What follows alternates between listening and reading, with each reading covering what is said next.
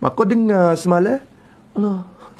Kata apa? Dia kata, ulama kita ni tak biasa duk mengajar. Duk royak kata, turut Imam Asy'ari. Royak kata turut Imam Asy'ari. Tak biasa mengajar kita Abu Hasan Asy'ari walaupun sebuah. La ilaha illallah. Jadi bodoh kira gitu lalu Jadi bodoh kira gitu lalu. Imam Syafi'i rahimahullah ta'ala, kita Imam Syafi'i apa atik? Kita Imam Syafi'i apa atik? Ar-Risalah.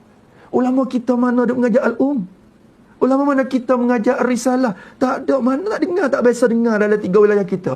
Bukan negeri Arab pun jarang-jarang nak mengajar kita Maka adakah kita boleh kata kita dan ulama-ulama tak turut Syafi'i? Jangan bodoh. La ilaha illallah. Jangan bodoh.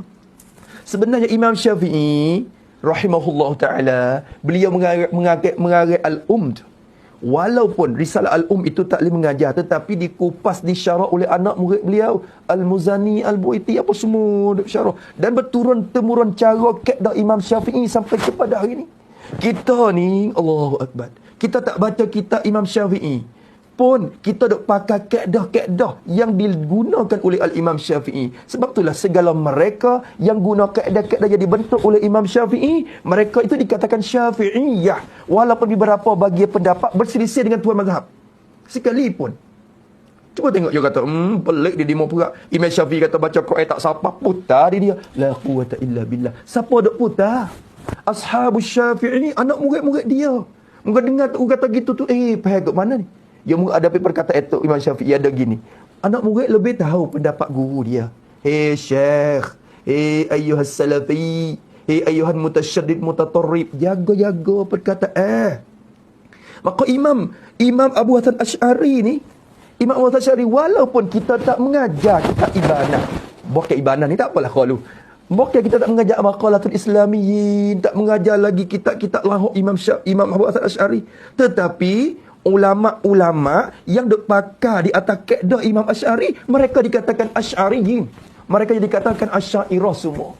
Maka sebab itulah anak murid Imam Asy'ari sendiri berturun-temurun mari duk pakar kaedah tu.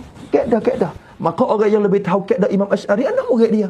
Ditanya orang luar buat apa? Supaya demo ni buat faham sendiri tu. Oh, Imam Syafi'i tengok tu. Imam Abu Hasan Asy'ari maksudnya begitu. Siapa ya katanya maksud begitu? Tengok tu, kes. Royak sekadar keinginan diri sendiri. Masya Allah. Tidak siapa dia mengenalkan Imam Asy'ari lebih baik daripada Imam Al-Bahili. Tu, anak murid rapat sudah. Anak murid Imam Asy'ari ni banyak 4-5 nai lagi. Tetapi anak murid yang paling rapat dengan Imam Abu Hasan Al-Asy'ari, Abu Hasan Al-Bahili. Abu Hasan Bahili ni dulu Syiah tu. Tapi dia berdebat, dia panggil berlawan hujah dengan Imam Asy'ari. Gerum Imam Asy'ari pakai hujah. Nanti nak baca juga start lagi. Sikit. Pukul apa dah tahu lah ni. Makan tengok tu, makan gitu ngajar dah. Duk kacau kuah dia. Allah, sebenarnya dia boleh masuk ke isi molek. Tak ada masalah sungguh. Tak ada masalah. Masya-Allah sungguh. Tu.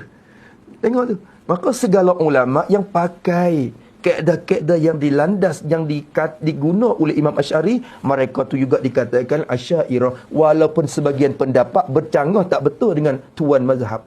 Iaitulah Imam Abu Hasan Asy'ari. Banyak perkara. Sebab sifat kidam. Imam Asy'ari kata gana. Pak ulama kemudian kata gana. Adakah dengan sebab mereka berlawan dan tak betul dengan Imam Asy'ari tu, mereka dikeluarkan daripada mazhab Asy'ariyah? Tidak. Wibah gitu Kita dah mengaji kitab usul-usul ni, dah dengar semua Asy'ari, ni pendapat Asy'ari, hak ni pendapat Maturidi, hak ni lah pendapat ni. Ulama dak kira kupas siap dah. Tu kena benda hati sebelum kita nak gapo? Nak berkata yang sebenarnya tak patut kita berkata lagu tu. Tok guru rumah kita tak ada dia ngajar kita al-umzah apa? Bukan Syafi'i tu, Syafi'i tak sungguh. Duk mengajar Iqna', duk mengajar Fathul Wahhab je. Bukan Syafi'i. La ilaha illallah.